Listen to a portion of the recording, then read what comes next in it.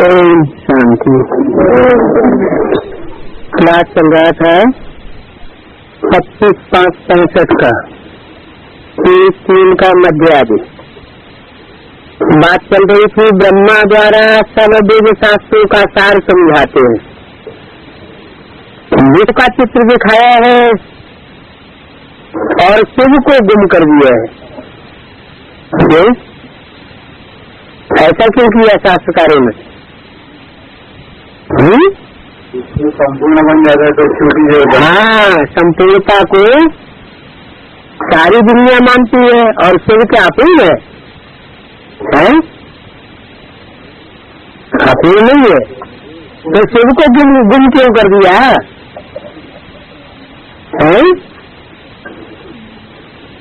शिव का वास्तविक प्रैक्टिकल रूप तो शंकर है और शंकर को तो विष पीता हुआ दिखाते हैं। तो शंकर को माना शिव को, शिव शंकर मिला के एक कर दिया ना, तो शिव शंकर को गुम कर दिया है और जो संपन्न रूप सामने आया उसको शास्त्रकारों ने दिखा दिया है। कितनी गोलमाल कर दी है। ब्रह्मा द्वारा सब वेद शास्त्रों का सार तो यहाँ बता देंगे ना, यहाँ माना कहाँ? संगम युग में जब परमात्मा बाप शिव आते हैं तो ब्रह्मा के द्वारा सब वेद शास्त्रों का सार बताते हैं। कौन से वेद शास्त्रों का सार बताते हैं? बेसिक नॉलेज में है तो 2500 वर्ष से जो भक्ति मार्ग के शास्त्र चले उनका सार बताते हैं। और जब बेसिक नॉलेज की आवृत्ति पूरी होती है,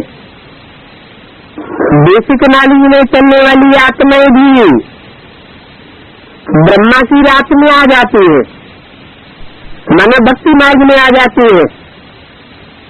तो भक्ति मार्ग में आने के कारण वो जो भी मुरलियां पढ़ती है सुनती है वो शास्त्र जैसे हो जाते हैं, क्योंकि डायरेक्ट मुख से गाए हुए नहीं है, इनडायरेक्ट हो गए। तो उन मुरलियों रूपी शास्त्रों को जिनके लिए बताया कि उनमें मुख्य शास्त्र कौन सा है? गीता। ये गीता ही झूठी हो गई। क्यों झूठी हो गई? क्योंकि इसमें साकार कृष्ण उर्फ ब्रह्मा का नाम डाल दिया, दादा लेखराज का। कब से डाल दिया? 65 से ही डाल दिया। मम्मा कंट्रोलर जैसे ही हटी, इलाज कराने के लिए मम्मा गई हुई थी बम्बई में, तो कंट्रोल हटा और देवधारी गुरुओं ने अपनी मनमानी करना शुरू कर दी। पिता श्री ब्रह्मा का नाम मुरलियों में डाल दिया। ये अभी भी पड़ा हुआ है सन 65 की वाणी है पिता श्री। शुरुआत में श्री शब्द बाद में क्यों लगा हुआ है?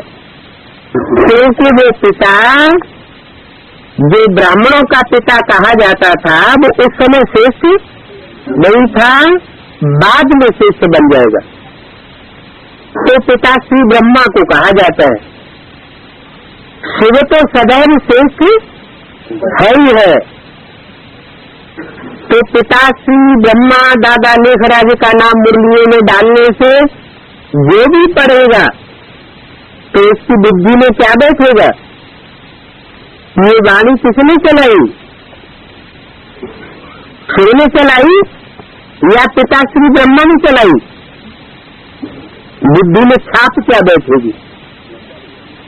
पिता श्री ब्रह्मा की वाणी समझ बैठेगी।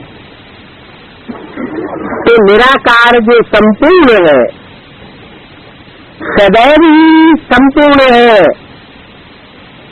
वो बुद्धि में से हट गया और साकार कृष्ण रचना का नाम बुद्धि में बैठ गया। तो सर्वशास्त्र शिरोमणि गीता भी झूठी हो गई। जब मुख्य शास्त्र ही झूठा हो गया तो बाकी सब शास्त्र स्वयं ही झूठे हो जाते हैं। इसलिए बताया कि ब्रह्मा द्वारा सब वेद शास्त्रों का तो सार यहाँ बतावेंगे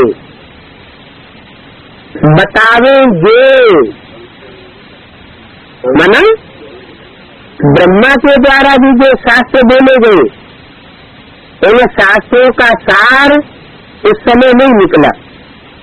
इसलिए मुरली ने कहा कि अभी नहीं कहेंगे गीता ज्ञान अमृत। अमृत कब निकलता है?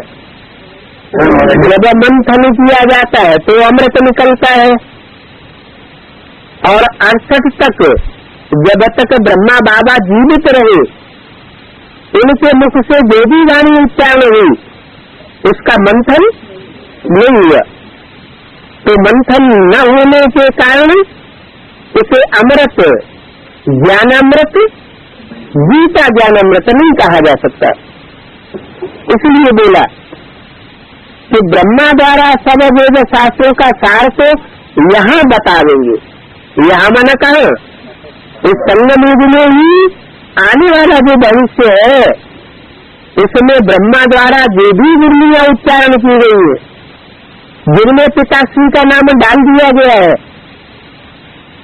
उन बेहद के शास्त्रों का जो ब्राह्मणों के बेहद के हमारे शास्त्र हैं उनका अर्थ बतावेंगे। सूक्ष्म वतन में तो नहीं समझावेंगे।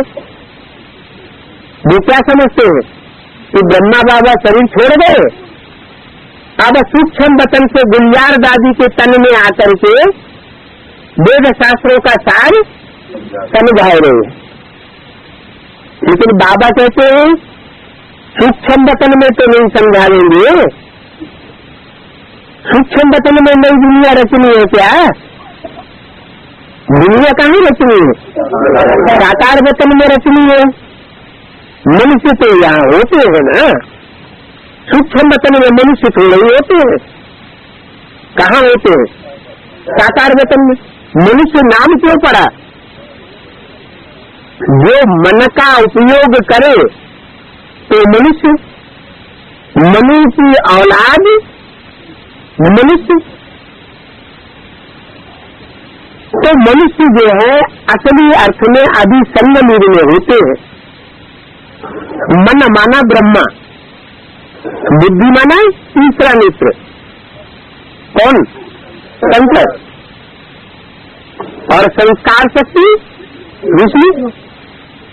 तो तीनों शक्तियां मिलकर त्रिमूर्ति शिव कहा जाता है। तो बताया मनुष्य यहाँ होते हैं मनु की औलाद। मनु माना ब्रह्मा, आदि ब्रह्मा। वो मनन चिंतन करने वाला होता है। जो स्वयं मनन चिंतन करने वाला होगा उसकी औलाद भी कैसी होगी? मनन चिंतन मंथन करने वाली होगी। तो बोला मनुष्य यहाँ होते हैं तो मनु भी यहाँ होता है, और मनु की जो शक्ति औलाद मनुष्य है वो मनन चिंतन मंथन करके यहाँ वेद शास्त्रों का सार निकालते हैं। शिव बाबा ब्रह्मा द्वारा सभी वेद शास्त्रों का सार अभी समझाए रहे हैं और नई दुनिया स्थापन कर रहे हैं।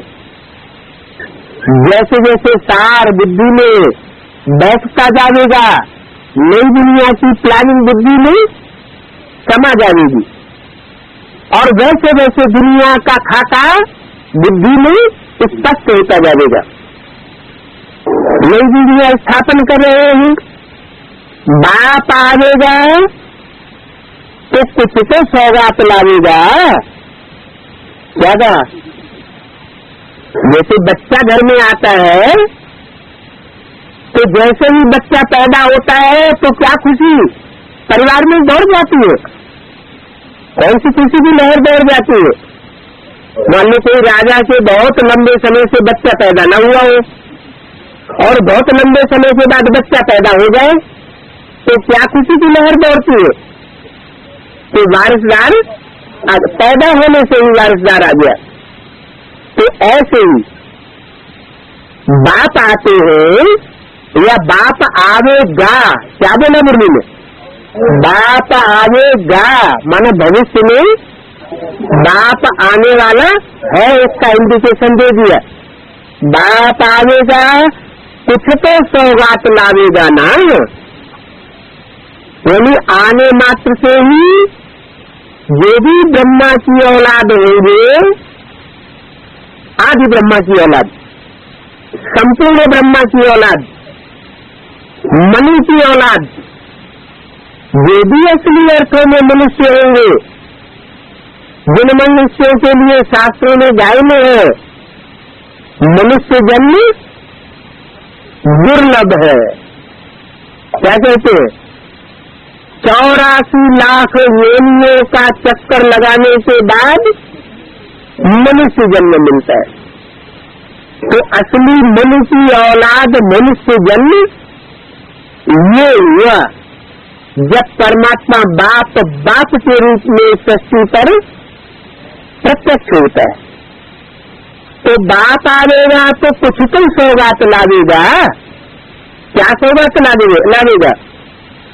बाप आएगा तो जो भी बच्चे हैं मनु की औलाद मनुष्य, वो मनन चिंतन मंथन करके अपनी बुद्धि में ये बात फिक्स कर लेंगे, दृढ़ निश्चय पूर्वक ये बात बुद्धि में बैठ जाएगी कि अब नई दुनिया आने वाली है, ये नई दुनिया का वर्षा हमको मिलने वाला है। मरने के बाद नहीं, जीते जी इन्हीं आंखों से हम नई दुनिया देखेंगे। तो बाप आवेगा तो कुछ तो सौगात लावेगा। तो क्या सौगात लाता है? टीवी पर बहुत चलाता है। उन्होंने तो सिर्फ चित्र दिखाई दिया। क्या कृष्ण का चित्र बनाया और उसकी हथेली पर सर्प का चित्र रख दिया। अब अर्थ भी तो समझना पड़े। तो वास्तव में उसका अर्थ ये है कि हमारी बुद्धि रूपी हथेली में जैसे ही हम मनु की औलाद मनुष्य बनते हैं, हमारी बुद्धि रूपी हथेली में वो नई दुनिया रूपी स्वर्ग का सारा खाता बुद्धि में उतर जाता है। तुम जानते हो हमारे लिए बाबा ने टीवी पर बहस चलाई है क्या? वो तो कृष्ण को दिखाते हैं, कृष्ण की बात नहीं है। अगर है भी कृष्ण की बात तो सचमुच कृष्ण की बात है या संगमी जी कृष्ण की बात है? संगमी जी कृष्ण की बात है। यहाँ संगमी जी कृष्ण की बुद्धि रूपी हथेली में वो स्वर्ग का सारा खाता बुद्धि में पहले छुप जाता है। तो टीवी पर बहस चलाया है, तुम जानते भी हो, तुम बच्चे भी हो क्या? तुम्हारी बुद्धि में वर्षा बैठ गया, तुम बच्चे भी हो और सजनिया भी हो क्या? तुम सजनिया भी हो। सजनियों का क्या हक होता है? जैसे ही सजनी साजन की सजनिया बनती है, उसके आगे उसके पर उसका हक हो जाता है। तो संगनिधि कृष्ण का बुद्धि में अगर ये पूरी तरह बहस दिखाई गई है, वो वर्षा उसकी बुद्धि में बैठ जाता है। तो जो भी सजनीय है, वास्तव में उन्होंने तो कृष्ण का नाम डाल दिया। कृष्ण है या वास्तव में शिव है? शिव है। तो शिव की तुम सजनीय हो तो आधा हिस्सा तुम्हारा ऑटोमेटिक हो जाता है। तुम्हारे लिए मैंने कितनी अच्छी सौगात लाई है। कौन सी सौगात लाई है? बुद्धि में पूरी तरह बहुत लाई है। ऐसी सौगात कोई तुमको दे नहीं सकता कि तुम्हारी बुद्धि में ये निश्चयात्मक रूप से विश्वास बैठ जाए, दृढ़ता से ये निश्चय बैठ जाए कि अब नई दुनिया का वर्षा हमको मिलने वाला है। जीवन मुक्ति धाम जाते हैं गाया मुक्ति धाम, सीधे सीधे नहीं जाते, पहले मुक्ति धाम, दुखों से दर्दों से जन्म मृत्यु और बुढ़ापे के दुखों से क्या हो जाती है मुक्ति।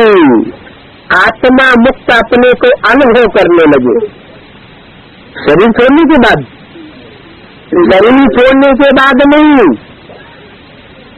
इसी शरीर में रहते रहते हमारी बुद्धि ऐसी बन जाए कि हम सुख ग्रहण करें लेकिन दुख ग्रहण न करें, अनुभव ही न करें।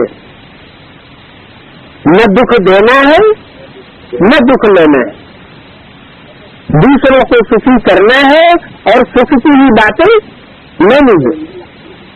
सुख के वाइब्रेशन छोड़ने हैं और सुख के वाइब्रेशन दूसरों के ग्रहण करने, ऐसी स्थिति हमारी बन जाए।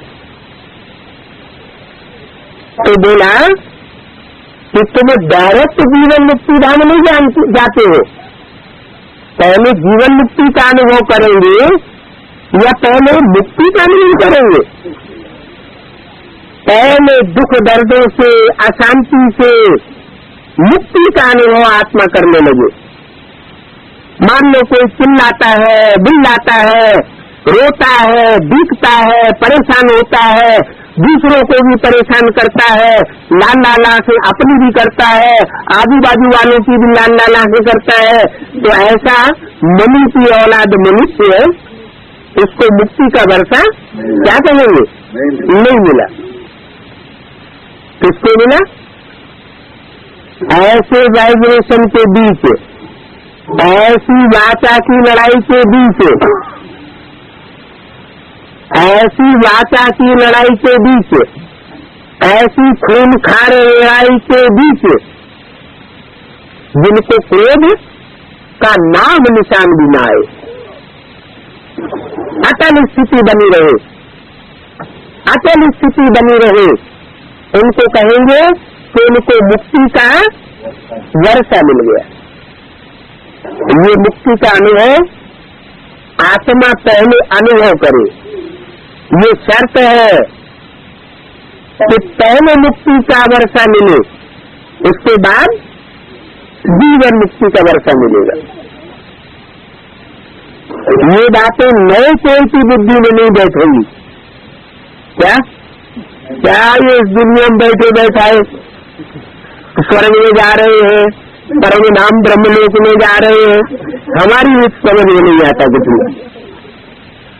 तो नए कोई की बुद्धि में ये बातें बैठ नहीं सकती। अच्छी रीत पॉइंट धारण कर फिर भाषण करना। क्या भाषण भी कौन करे? जिसकी बुद्धि में अच्छी रीति ये बात धारण हो जाए कि शरीर के रहते रहते, इस शरीर के रहते रहते हम मुक्ति धाम का अनुभव करेंगे। जिनकी बुद्धि में ये बैठ जाए वो दूसरों को ये बात समझाना शुरू करे। बेसिक में होंगे तो सिर्फ बेसिक मात्र से ये बात बुद्धि में नहीं बैठ सकती। एडवांस बुद्धि जिनकी बनी हुई होगी, उनकी बुद्धि में ये बात बैठती है कि जो भी बाप का वर्षा है मुक्ति और जीवन मुक्ति का, वो हमको इसी जन्म में मिलना चाहिए। तो जिनकी बुद्धि में बैठ जाए उनको फिर भाषण करना है। ये सेमिनार कितना अच्छा है। कुमारियां भी है, अदर कुमारियां भी है, सबको इकट्ठा एक ही समय पे मंगा नहीं सकते हैं। कभी सेमिनार के लिए कुमारियों को बुलाया जाए, कभी अदर कुमारियों को बुलाया जाए, कभी कुमारों को बुलाया जाए, कभी अदर कुमारों को बुलाया जाए। तो सेमिनार बहुत अच्छा हो सकता है। इतने सब इकट्ठे अगर बुला लिए जाएं तो इकट्ठे यहाँ रह नहीं सकेंगे। क्या अदर कुमार, अदर कुमारियां, कुमार और कुमारियां सबको एक साथ इकट्ठा नहीं किया जा सकता। सबके वाइब्रेशन, हर एक की अपनी अपनी कैटेगरी के वाइब्रेशन होते हैं। कुमारों के वाइब्रेशन अपने प्रकार के होते हैं, उनकी तकलीफ अपने प्रकार की होती है, उनकी समझ अपने प्रकार की होती है, तो उनको अलग मिलाकर के सेमिनार की गए। कुमारियों को अलग मिलाकर के सेमिनार करो, बताया। फिर बाप ही सबको सर्टिफिकेट देंगे। इस बात का सर्टिफिकेट है कि ये अच्छा समझाते हैं, इनको अभी समझाने का उतना बुद्धि नहीं बैठा है। ये तो समझते जितना मेहनत करेंगे तो अपने पांव पर खड़े रहेंगे, अपनी गोद तो नशा चढ़े। जितनी बुद्धि चलाएंगे, अमृत वेले 2 बजे से याद में बैठ करके जितना मंथन करेंगे तो अपना पांव पर खड़े होने की ताकत आती जाएगी। बाप मदद करेंगे। शिव बाबा से सबको वर्षा मिलता है, क्या कहा? सबको माने किनको? जो अपने पांव पर खड़े होने की हिम्मत करेंगे उन सबको बाप से वर्षा मिलता है। मेल फीमेल हर एक वर्षा लेने का हकदार है। ये नहीं ये तो बूढ़ी माता है, ये क्या मनन चिंतन मंथन करेंगी। कोई बूढ़ी माताएं भी ऐसी निकल पड़ेंगी कि मंथन करेंगी और अच्छा भाषण करेंगी। क्या? अच्छा भाषण करेंगी। तो ऐसे नहीं समझना कि फीमेल है इनकी बुद्धि में नहीं बैठेगा। बाप की नजर में कोई मेल और फीमेल नहीं है। यहाँ तो पहले रुद्रमाला प्रत्यक्ष होनी है।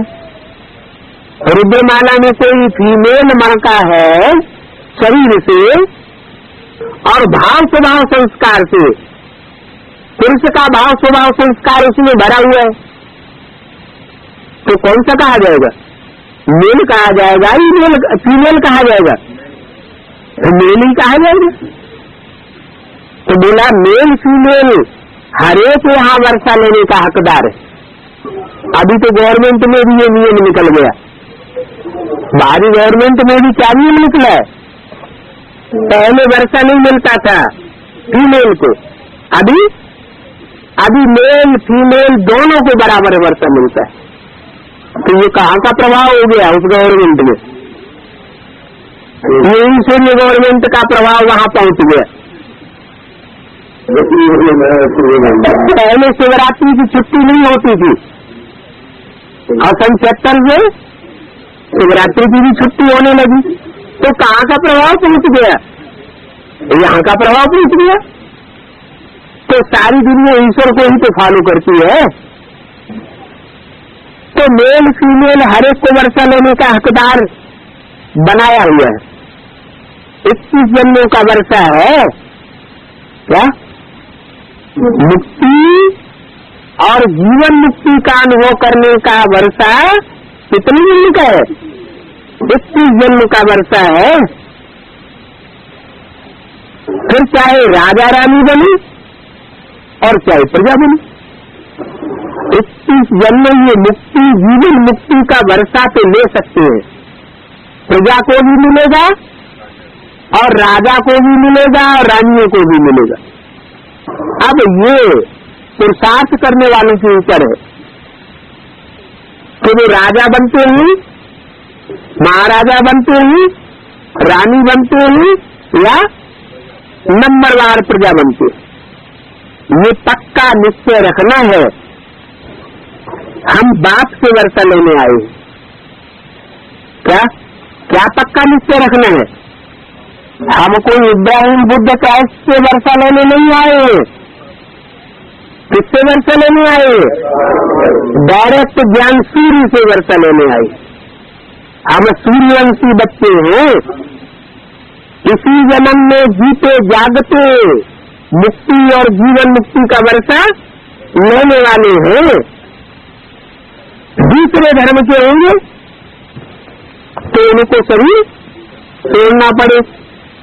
हम तो डायरेक्ट लेने वाले, ये पक्का निश्चय रखना है, हम बाप से वर्षा लेने आए हैं, कोई देहधारी गुरुओं से वर्षा लेने नहीं आए हैं।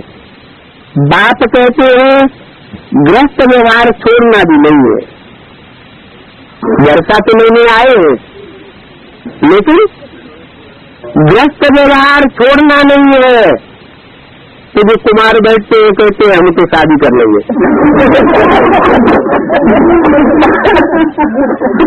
तो जब ये सोचते हैं तो क्या गलती कर रहे हैं, क्या गलती कर रहे हैं? ये सोचना सही है या गलत है? क्यों गलत है? हाँ, अभी अभी तो बोला तो बाबा के साथ पार्टिसिपेशन करो है, क्या कर लो, आधा आधा बांट लो। दूसरी बात, हम माँ बाप के बच्चे हैं, हमारा नया जन्म है, हम प्रजापिता ब्रह्मा की औलाद हैं, तो हमारा गृहस्थ व्यवहार है या उस गृहस्थ व्यवहार से हम बाहर हैं? बाहर है। जब हम प्रजापिता ब्रह्मा की औलाद हैं, हमारा प्रजापिता ब्रह्मा दोनों प्रैक्टिकल में आए हुए हैं, तो माता पिता हमारे मौजूद है, हम उनके बच्चे हैं, तो गृहस्थ व्यवहार के अंदर ही है, सन्यासी बन के बाहर चले गए गृहस्थ व्यवहार में ना। तो बोला गृहस्थ व्यवहार छोड़ना नहीं है, ये जो हमारा बेहद का गृहस्थ व्यवहार है इस ईश्वरीय गृहस्थ व्यवहार को छोड़ना नहीं है।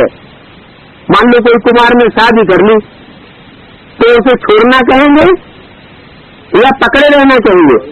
तो छोड़ दिया।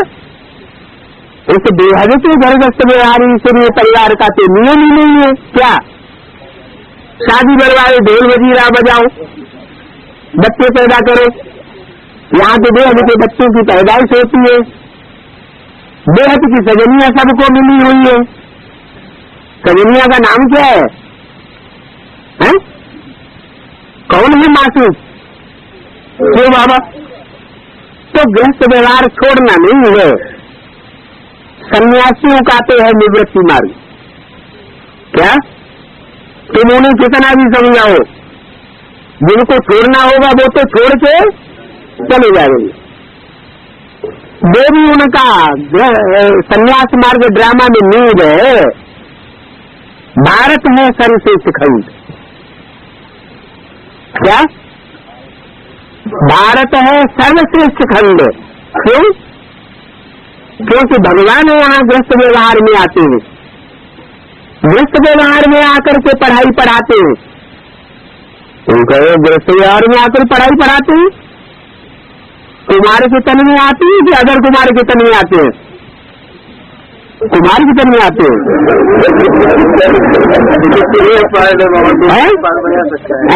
दोनों पार बजा सकते हैं। नहीं, मैं पति तन में आता हूँ। हाँ क्या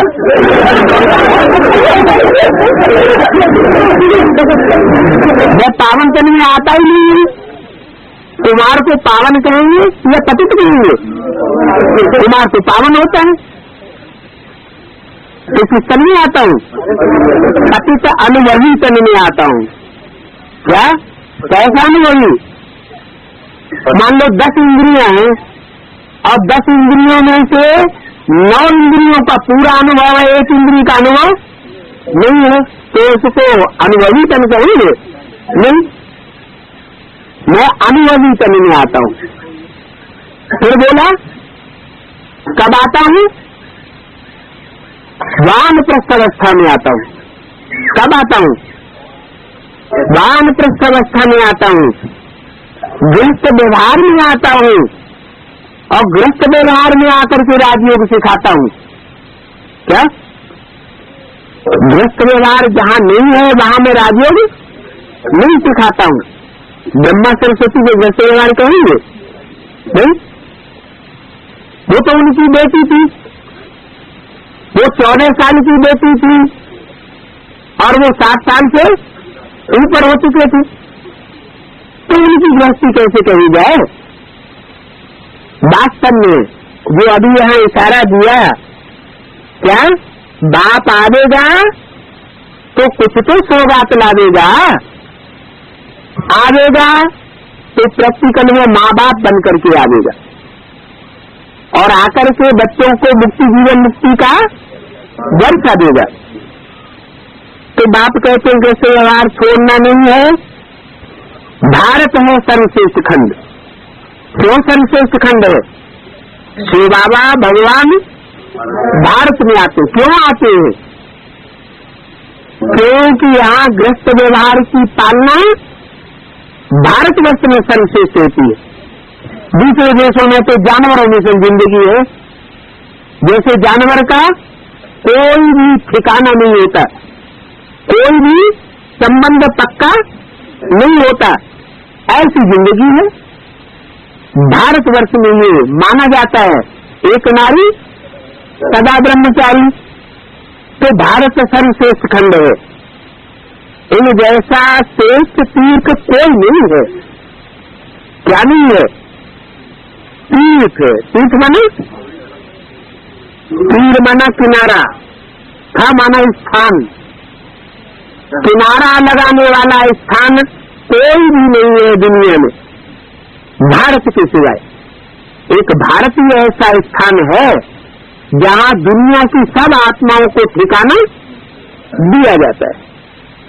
परंतु गीता को खंडन करने के कारण सर्वधर्मों का, सर्वदेशों का तीर्थ नहीं गिना जाता। क्या गीता क्या खंडन कर दी? उसने साकार का नाम डाल दिया। अगर निराकारी सेव वाला परमपिता परमात्मा शिव का ज्ञान होता कि वो निराकार परम ब्रह्म परमेश्वर वही गीता का भगवान है, तो सारी दुनिया, सब धर्म के लोग, सभी देशों के लोग गीता को अपना धर्म शास्त्र मानते, भगवान को अपना स्वरूप मानते कि यही हमारे भगवान का असली स्वरूप है। लेकिन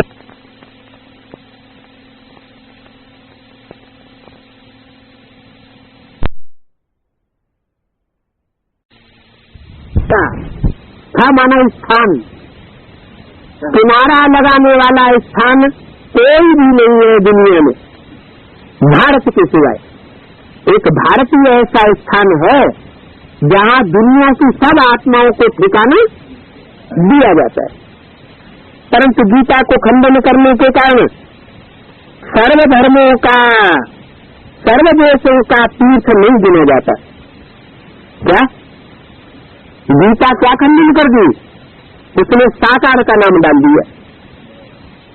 अगर निराकारी सेव वाला परमपिता परमात्मा शिव का ज्ञान होता कि वो निराकार परम ब्रह्म परमेश्वर वही गीता का भगवान है, तो सारी दुनिया, सब धर्म के लोग, सभी देशों के लोग गीता को अपना धर्म शास्त्र मानते, भगवान को अपना स्वरूप मानते कि यही हमारे भगवान का असली स्वरूप है। लेकिन गलती से साकार का रूप, साकार का नाम गीता में डाल दिया, तो गीता झूठी हो गई। उसका फाउंडेशन कहाँ पड़ा? संगम में कैसे पड़ा फाउंडेशन? जो गीता माता ब्रह्मा है, इस गीता माता ब्रह्मा दादा लेखराज को क्या समझ लिया? गीतापति भगवान समझ लिया, गीता माता का पति समझ लिया। वास्तव में ये तो कृष्ण बच्चा है, जो कृष्ण बच्चे के रूप में वर्षा लेने वाला है। वो आत्मा रचयिता नहीं है, वो सतयुग में भी रचयिता बनकर के पैदा होगी। किससे? रचयिता बाप से। तो रचयिता बाप की जगह रचना का नाम डाल देने से सारी गीता झूठी हो गई। सब धर्मखंड वालों ने, सब धर्म वालों ने गीता को निग्लेक्ट कर दिया। अब तुम बच्चों को बाप का परिचय पूरा देना है। जो मनुष्य समझे बरोबर भारत का राजयोग ये है क्या, जो असली गीता है, असली गीतापति भगवान है, ये हमारे माई बाप है। और इन माई बाप से सारी मनुष्य शक्ति को मुक्ति, जीवन मुक्ति का वर्षा मिलने वाला है। यहाँ गेरू कफनी आदि पहनने का नहीं है। वो क्या करते हैं सन्यासी, घर बार छोड़ते हैं तो गेरुआ वस्त्र पहन लेते हैं। गेरुआ वस्त्र पहनने का मतलब क्या हुआ है? वे रंग जाते हैं अपने कपड़े को। कैसे रंग में? परमधामी रंग में। हमको अपना वस्त्र परमधाम का जैसा रंगने की दरकार नहीं है। हम तो घरगस्थ के पक्के हैं, हमको घरगस्थ व्यवहार छोड़ना नहीं है। कोई भी कपड़ा पहनो, क्या कपड़े का हमको कोई बंधन नहीं है कि सफेद कपड़ा ही पहनना। कोई सन्यासी सफेद कपड़े भी पहनते हैं, देखे होंगे। कोई सफेद कपड़े वाले सन्यासी, कोई रंगीन कपड़े वाले सन्यासी, कोई पीले कपड़े वाले भी सन्यासी होते हैं। तो बाबा कहते हैं यहाँ कोई बंधन, कपड़ों का कोई बंधन नहीं, कोई भी कपड़ा पहनो। देह सहित सब कुछ भूल जाते हैं। क्या कपड़ा कोई भी हो, मन स्कूल कपड़े की बात है। सभी रीति वस्त्र इस जन्म में कोई को तो आर्य समाजी का मिला हुआ है, कोई को बौद्धि का मिला हुआ है, कोई को सन्यासी का मिला हुआ है। तो कोई भी धर्म का वस्त्र हो, सभी रीति, लेकिन इसको छोड़ना है या उसको ग्रहण करके रखना है? इसको तो छोड़ना ही है। मना देहभान छोड़ना है कि मैं इस धर्म का हूं। क्या वो शरीर का धर्म हो गया? हम तो वास्तव में आज सनातन देवी देवता धर्म की सबकी आत्मा है जो पहले जन्म में जन्म लेने वाले, वर्षा लेने वाले हैं। तो हम देह से सब कुछ भूल जाते हैं, जैसे जीते जी मर जाते हैं। बाप कहते हैं जीते जी मरकर फिर जियो। क्या ये शरीर भले रहे, लेकिन शरीर के देहभान से जीते जी मर जाओ, मरो और फिर जिए। माने देह और देह के संबंधों से मर जाओ और मरने के बाद फिर ब्राह्मण परिवार में जिए। तुम आसुरी संप्रदाय से निकल अब ईश्वरीय संप्रदाय के बने हो। क्या जिनका नया जन्म हो गया वो आसुरी संप्रदाय की बात मानेंगे? नहीं मानेंगे। प्रहलाद ने क्या किया? हिरण्यकश्यप की बात मानी? कोई कहे अरे तुम्हारा बाप है, उसकी बात क्यों नहीं मानते? अरे हमें भगवान बाप मिला है? हमें बेहद का बाप मिला है तो हम उसकी बात माने या उसकी बात माने? इसलिए एक मुरली बोला दिए, लौकिक संबंधियों से न कुछ पूछना है और न उनकी मत पर चलना है। नोट करो क्या मुरली ने बोला, लौकिक संबंधियों से न कुछ पूछना है और न उनकी मत पर चलना है। तो तुम आसुरी संप्रदाय से निकल अब ईश्वर के बने हो। किसके बने हो? ईश्वर के बने हो। इसको कहा जाता है जीते जी मर करके बाप से बेहद का वर्षा लेना। हीरे जैसा जन्म इसको कहा जाता है। किसको?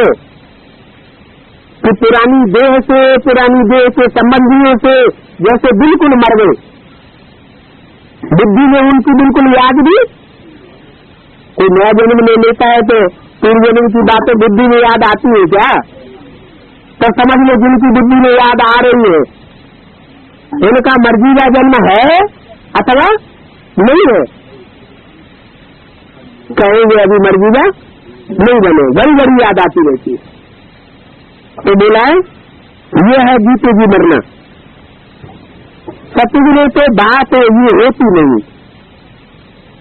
बच्चे कहते हैं बाबा हम तो आपके हैं, क्या हम लौकिक माता पिता या लौकिक संबंधियों के नहीं है, आपकी सुन्नत पर चलेंगे, आपसे हम पूरा वर्षा लेंगे।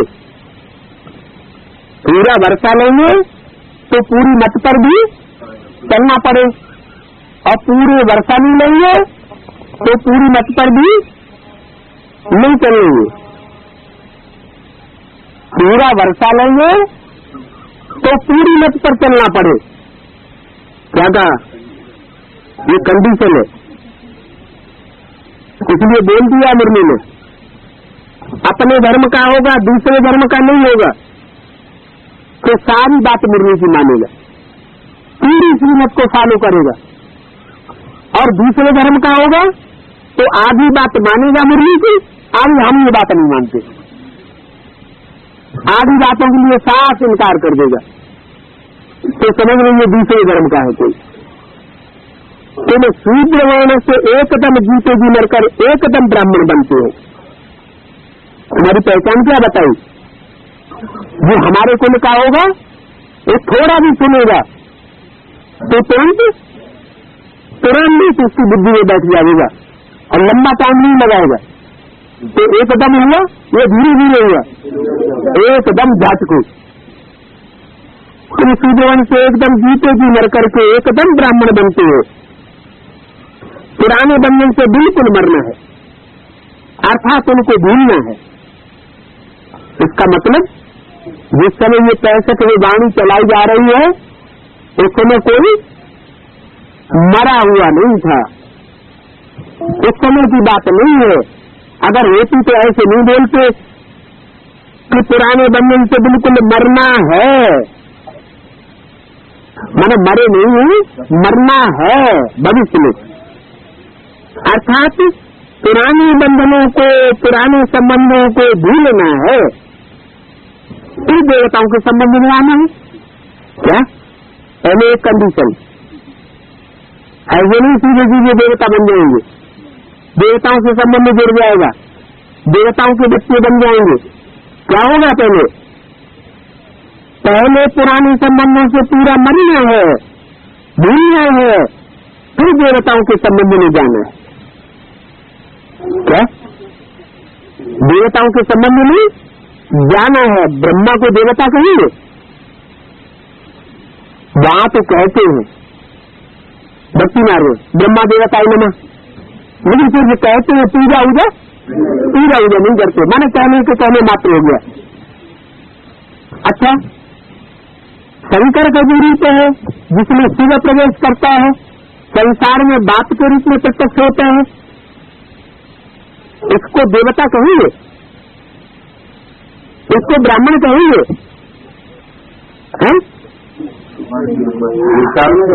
नहीं, बाबा मुरली बोलते हैं न मैं ब्राह्मण बनता हूँ न मैं देवता बनता हूँ। क्या? न मैं ब्राह्मण हूँ और न मैं, क्योंकि ब्राह्मण बनेगा तो पतितों को पावन कैसे बनाएगा, और देवता बन जाएगा कोई प्रवेश नहीं हो सकता। तो मैं देवता हूँ और मैं ब्राह्मण हूँ, तो पुराने संबंधों को भूलना है, फिर देवताओं के संबंध में जाना है। माना विष्णु एक देवता रह गया, तो अभी कौन सी स्थिति चल रही है? से चल रही है। अब विष्णु देवता प्रत्यक्ष हो गया, जो उसके संबंध में आएंगे उसके परिवार के संबंध में, फिर देवताओं के संबंध में जाना है। यहाँ ब्राह्मण बनेंगे तब वहां जाए देवी देवता बनेंगे, विष्णु के संबंध में जाएंगे। ये भाई बहन का संबंध है नंबर 1। यहाँ कौन सा नंबर 1 संबंध है? भाई बहन का संबंध है नंबर 1। 25/5 की वाणी का चौथा पेज। बेकार की दृष्टि जा न सके। क्या? अगर भाई बहन का संबंध पक्का बन गया तो भाई की विकार की वृत्ति बहन के साथ या बहन की विकार की वृत्ति किसी भाई के साथ जा नहीं सकती। अगर जाती है तो वो ब्राह्मण ब्राह्मणी नहीं है, वो शूद्र शूद्राणी है, इनको वर्षा नहीं मिल सकता। बाप देखेंगे बच्चा बने, प्रतिज्ञा करे, फिर विकार में गिरे तो धर्मराज डंडे भी बहुत मारेंगे। क्या कहा? ऐसे नहीं डंडे मारेंगे, बाप देखेंगे। क्या? बाप देखेंगे माने बाप धर्मराज का पार्ट होगा। क्या बात देखने का? ये भाई बहन कहता तो है दुनिया को, लेकिन वास्तव में शूद्र है। तो शूद्र में भी ऐसे होते हैं जो भाई बहन का संबंध नहीं रखते। शूद्र जानवरों में क्या अंतर रहा? जानवर भी भाई बहन नहीं देखते, बाप बेटी का संबंध नहीं देखते। तो बोला बाप देखेंगे बच्चा बने, प्रतिज्ञा करे, फिर विकार में गिरे तो धर्मराज के दंड बहुत मारेंगे। प्रतिज्ञा कर माने जो भी ब्राह्मण है उनसे प्रतिज्ञा लिखाई जाती है। लिखाने के लिए डायरेक्शन मुरली में बोला है, लिखित रूप में लिखवा के रख लिया गया। क्या रख लिया गया है? आजीवन पवित्र रहेंगे तो लिख करके दे दिया। कोई साधारण को लिख करके नहीं दिया, किसको लिख करके दिया? सुप्रीम सोल बाप को लिख करके दिया कि हम आजीवन पवित्र रहेंगे। फिर दुनिया की आंखों में भी झोंकना शुरू कर दी तो ये पक्के ब्राह्मण वर्षा लेने लायक नहीं कहे जा सकते। पवित्रता की प्रतिज्ञा पूरी रखनी है। बाप से हम विश्व का मालिक बनते हैं। किसका मालिक? सतयुग का मालिक नहीं। सतयुग का मालिक नहीं बनते हैं हम बाप से। कौन सा मालिक बनते हैं? सारे विश्व का। सभी विश्व धर्म वाले मानेंगे हमारी श्रेष्ठता को। एक जन्म विकार में न गए तो क्या बड़ी बात है।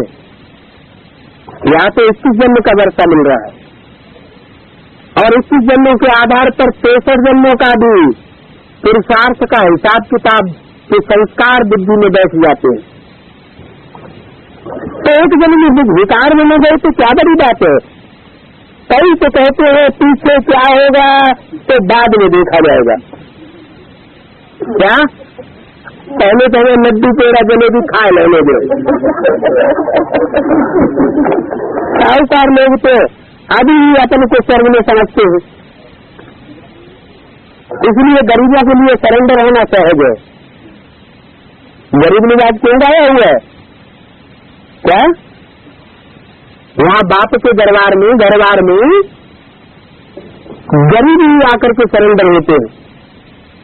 साहूकार कभी सरेंडर हो न सके। इससे भी पहचान हो सकती है ईश्वरीय परिवार की। क्या पहचान हो सकती है? कि जहाँ गरीब ही आकर के सरेंडर होते हैं तो वो ईश्वरीय परिवार, और जहाँ बड़े बड़े लखापति करोड़पति आके सरेंडर होते हैं, उनके बच्चे आके सरेंडर होते हैं तो वो ईश्वरीय परिवार नहीं हो सकता। साहूकारों के हृदय विधि होते हैं किस बात में? सरेंडर होने में। अरे हाँ, खिचड़ी कौन खाएगा?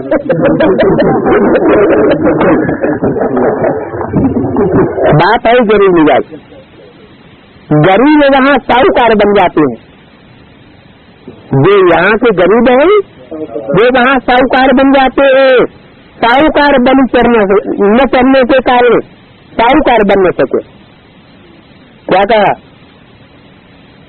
जो यहाँ बलि चढ़ते हैं वो वहाँ जाकर के साहूकार बन जाते हैं। राजाओं में वो आए नहीं सकते। कौन? साहूकार लोग। कहाँ वो कौरव गवर्नमेंट और कहाँ ये पांडव गवर्नमेंट। कौरवों का तो बड़ा भारी धमका होता है और पांडव तो बेचारे गरीब दिखाए जाते हैं। कैसे होते हैं?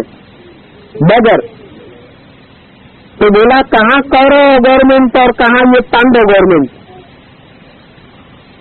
कौरव गवर्नमेंट का यादव गवर्नमेंट का धमका बहुत भारी होता है। वो तो बड़े बड़े साहूकार होते हैं, बड़े बड़े ऊंचे ओहदे वाले होते हैं। यहाँ तो तुम सब गरीब हो। राज्य तो दोनों को नहीं होता है। अभी क्या? अभी न कौरवों को राज्य है न पांडवों को राज्य है। शास्त्रों में तो झूठी बातें लिखी हुई है कि कौरवों को राजाई थी और पांडव गली गली के भिखमंगे थे। ऐसा नहीं है। राजाई अभी किसी को है ही नहीं। जिया खेला फिर हराया, ऐसा कोई स्कूल में जुआ खेलने की बात नहीं है। ये तो ईश्वरीय जुआ है। क्या ईश्वरीय जुआ है? जिन्होंने परमात्मा बाप को पहचाना वो गरीबी तन धन धाम सहज परिवार की बाजी लगाते हैं। पत्नी बीवी बाल बच्चों की ईश्वरीय सेवा में अर्पण करने की बाजी लगा देते। बाकी यहाँ कोई जुए की बात नहीं है। समय प्रधान दुनिया है ना, तो तामसी बातें ही सोच लेते हैं।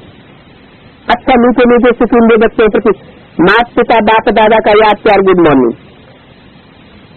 इसी दिन शाम को रात की क्लास चली है 25/5/65 की, छोटा सा क्लास।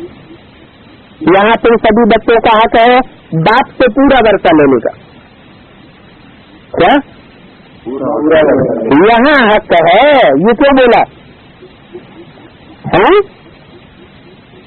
यहाँ हक है। यहाँ मानो संग लीग में और किसी जन्म में पूरा वर्षा किसी को बाप से नहीं मिलता, लेकिन यहाँ तुमको ये हक है कि बाप से तुम पूरा वर्षा ले सकते हो। पूरा वर्षा माने? पूरा वर्षा मना क्या? अधूरा वर्षा मना क्या? नहीं। हाँ, इस जन्म में जीतेगी। हम मुक्ति जीवन मुक्ति का पूरा वर्षा बाप से ले सकते हैं। पूरा वर्षा मैंने विश्व की बादशाही भी ले सकते हैं। जानते हो कल पहले भी हम बेहद में यहाँ थे। बेहद बाप से हम बन बेहद का वर्षा हमने लिया था। कलप हम ये वर्षा लेते हैं, फिर रावण से जलाते हैं। बाप सन्मुख है तो फिर पुकारने की बात नहीं है। क्या पुकारते हैं ना, हे भगवान, तो जैसे दूर है कहीं। जब सन्मुख है तो पुकारने की बात नहीं है। यहाँ बच्चों का बाप से कनेक्शन है, बच्चों का बाप से संबंध जुड़ा हुआ है। कोई भी बात में लज्जा नहीं करनी चाहिए। क्या घर में बच्चे होते हैं, कोई बाप से लज्जा करते हैं क्या? कोई भी बात में लज्जा करते हैं क्या? नहीं। बच्चे तो बच्चे होते हैं, कोई भी बात में लज्जा नहीं करनी चाहिए। लौकिक संबंधियों से भी युक्ति से तोड़ निभाना है। तोड़ तो निभानी है, लेकिन दुनियावी तरीके से नहीं। कैसे? युक्ति से तोड़ निभानी है। कोई सी शादी है, कोई सी पार्टी है, तो बाबा से राय पूछो, इस हालत में हमको क्या करना है। बाबा तुम्हारे भाव स्वभाव संस्कार को देख करके बता देंगे। हाँ, बाबा से पूछो इस हालत में हमको क्या करना है। शादी में जाए या नहीं जाए, बाबा जानते हैं कि अब वहां जाएगा तो बिना डूबे बचेगा नहीं। बाबा सब तरह की राय देंगे, फिर रिस्पॉन्सिबल बाबा हो जाएगा। बाबा अगर परमिशन दे देते हैं तो फिर रिस्पॉन्सिबल बाबा हो जाएगा। कोई भी बेकायदे काम न हो। क्या कहा? कोई भी काम करो तो बेकायदे काम न करो। कोई ऐसे चालाक बच्चे कि बाबा से परमिशन ले ले, बाबा शादी करे तो बाबा रिस्पॉन्सिबल हो जाएगा, हमारे ऊपर कोई पाप नहीं रहेगा।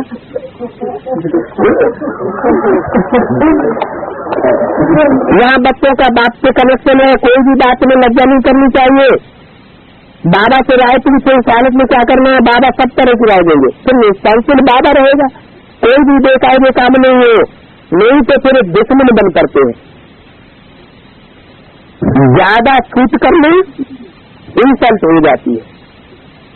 क्या कहा, श्रीमत के बरखिलाफ बाप कोई भी बच्चे को ज्यादा छूट नहीं देते, सबसे तोड़ निभानी। कुमत पर चलने से फिर धर्मराज के डंडे खा लेंगे। क्या बाप जो श्रीमत देते हैं उस पर चलना है, जो दुष्ट मत देते हैं उनकी बात नहीं माननी है, नहीं तो डंडे खा लेंगे। ये तो सबसे बड़ी गवर्नमेंट है। बाप है वर्ल्ड ऑलमाइटी अथॉरिटी गॉड, तो श्री से हमको श्री बनाते हैं और श्रीमत पर हम श्रेष्ठ बनते हैं, आसुरी मत से हम भ्रष्ट बनते हैं। क्या व्यापार कलयुग से भ्रष्ट भी होंगे दुनिया में और श्रेष्ठ कर्म करने वाले भी होंगे, लेकिन भ्रष्ट कौन बनाते हैं, जो आसुरी मत पर यहाँ संगम युग में चलते हैं वो भ्रष्ट वहां बन जाते हैं, और जो यहाँ सिर्फ श्रेष्ठ मत पर चलते हैं वो जन्म जन्मांतर श्रेष्ठ कर्म करने वाले बनेंगे। तुम बच्चों को बुद्धि योग उस बात से लगाना है।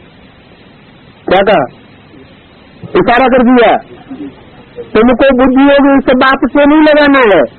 किस बाप से, ब्रह्मा बाप से बुद्धि योग नहीं लगाना है, दादा लेखराज से, उस बाप से बुद्धि योग लगाना है, माना जो भविष्य में पार्ट आने वाला है। इसलिए मुरलियों ने फोटो निकालने के लिए भी मना कर दिया। क्या, इसको याद करने के लिए भी मना कर दिया। ये तो बीच में दलाल है। कौन है, ये दादा लेखराज ब्रह्मा बीच में दलाल है। ये अपनी दलाली लेकर के गुम हो जाएगा। ये वर्षा देने के लिए बैठा नहीं रहेगा। इसलिए बाबा फोटो आदि निकालने के लिए बरखिलाफ, इन्हें ब्रह्मा दादा लेखराज का फोटो निकालने के लिए परमिशन नहीं देते हैं। वर्षा तुम उनसे लेते हो। क्या, वर्षा तुम उनसे नहीं लेते हो, माना दादा लेखराज ब्रह्मा से नहीं लेते हो, किससे लेते हो, वर्षा तुम उन बाप से लेते हो जो भविष्य में पाठ प्रत्यक्ष होने वाला है। फिर फोटो इनका क्यों निकालते हो, फिर फोटो इनका निकालने की दरकार नहीं। ये तो कामन बात हो जाती है। शिव बाबा का तो फोटो निकल न सके। क्या है, नहीं, वो तो शिव बाप बिंदी है, शिव बाप बिंदी है, शिव बाबा बिंदी है, शिव बाप बिंदी है, शिव बाबा बिंदी थोड़ा ही है। शिव बाबा का तो फोटो निकल न सके, क्यों नहीं निकल सकता है? क्या कहा, क्यों नहीं निकल सकता है?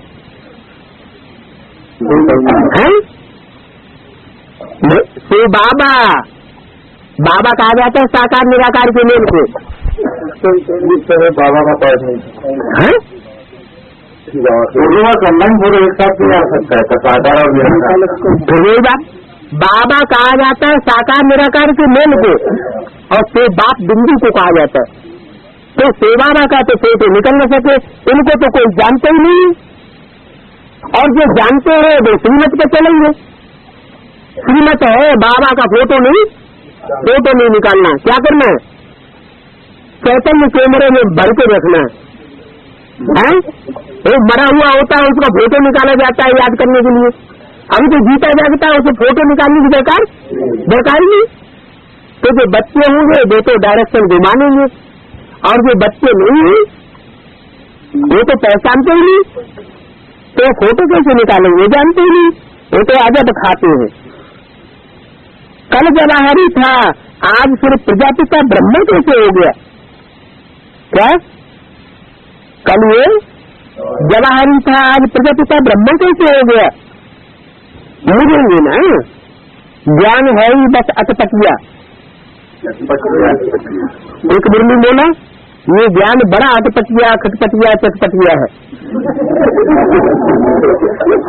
जो बोला भंडारी बाबा है, बाबा भारत का भंडारा भरने आते हैं। किसका भंडारा भरने आते? विदेशों का भंडारा नहीं भरने आते। किसका भरने आते हैं?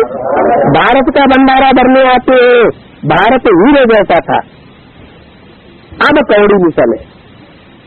सत्य के आदमी हीरे जैसा था, ज्ञान की चमक मारने वाला था, और अभी कौड़ी मिसल है। जैसे कौड़ी में क्या होता है?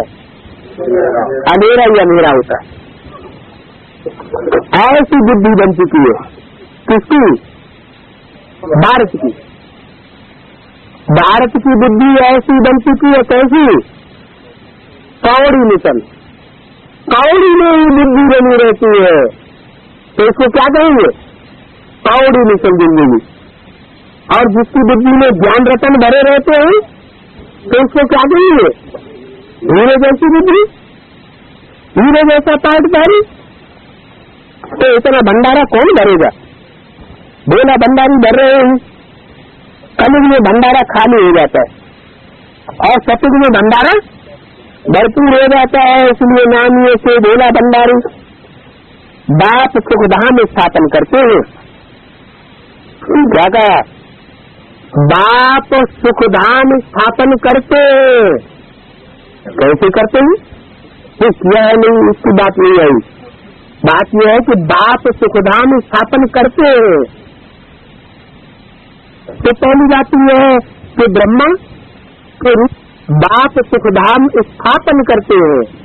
तो पहले बुद्धि में स्थापन करेंगे या पहले स्कूल बना देंगे? पहले बुद्धि में स्थापन करते हैं। बुद्धिमानों की बुद्धि जो शिव बाप है, वो आकर के हमारी बुद्धि में सुखधाम की स्थापना करता है। और जो साकार बाप है, जो बाप समान स्टेज को धारण करता है, वो फिर स्थूल सुखधाम बनाते हैं। तो सतयुग में भरपूर तुम्हारा भंडारा हो जाता है। बाप सुखधाम स्थापन करते हैं, सभी को सुखी बनाते हैं। क्या कहा? जो भी सतयुग में होंगे वे सभी सुखी हो जाएंगे। ब्रह्मा को भी फॉलो करना है। क्या कहा? करना है। ब्रह्मा को भी फॉलो करना है। भविष्य के लिए बोला या वर्तमान के लिए या पास्ट के लिए? ब्रह्मा को भी फॉलो करना है। इसका मतलब वो ब्रह्मा शरीर छोड़ने के बाद फिर ब्रह्मा के रूप में कोई न कोई माँ का चेला धारण कर सकता है। अच्छा, ओम शांति। डायरेक्शन दिया है सहारनपुर में प्रदर्शनी 1 तारीख के बाद 365 से 10/5/65 तक हो रही है। माने 65 से ही जड़ चित्रों की प्रदर्शनी शुरू हो गई थी। ये मम्मा का डायरेक्शन नहीं था। मम्मा जब थी तब तक ये प्रदर्शनी और ये मेले मिलाकर सम्मेलन वगैरह नहीं होते थे। ये प्रदर्शन का काम, ये एडवर्टाइजमेंट का काम तब नहीं होता था। जब से मम्मा गई उसके बाद से ये सब गंदा तंता शुरू हुआ। ओम शांति।